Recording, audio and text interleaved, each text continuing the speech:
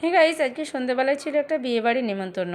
বিয়েবাড়ি মানে হচ্ছে জমজমাটি খাওয়া দাওয়া। আর ভেতরে ঢুকতেই দেখো সুন্দর একটা গণেশের মূর্তি রাখা রয়েছে, বেশ ভালোই লাগছিল দেখতে। আর এটা হচ্ছে ছেলের রিসেপশন পার্টি, বর বউয়ের জুটিটাও কিন্তু খুব সুন্দর লাগছে দেখতে।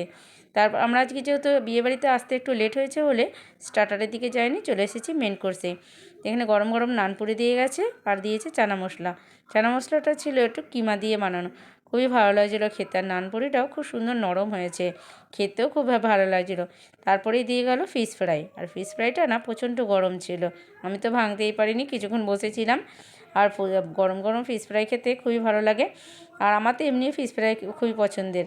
এদিকে বরমশাই আস্তে আস্তে গাল পুড়ছে যাতে জিভে না চাগা লেগে যায়। সত্যি ভেতরটা অনেকটাই গরম ছিল।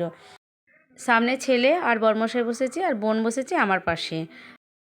তারপরে দিয়ে গেল বাসন্তী পোলাও। পোলাওটা এত সুন্দর হয়েছে, কোনো পোলাওটার মধ্যে ঘিয়ের ভাব নেই, আর একদম ঝরঝরে।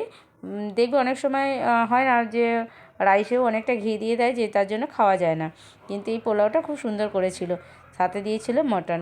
মটনটাও খুব সুন্দর গরম ছিল আর নরমও ছিল মটনটা, দেখো হাত দিয়ে পুরো ভেঙে যাচ্ছে।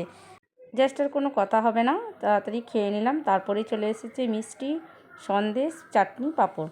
আমি সব একসাথেই নিয়ে নিয়েছি।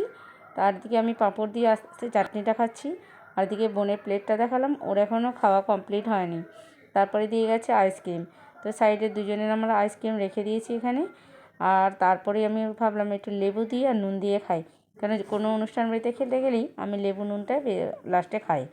তারপরে আমার ঘচিবাবু চলে এসেছে আইসক্রিম খাবে বলে।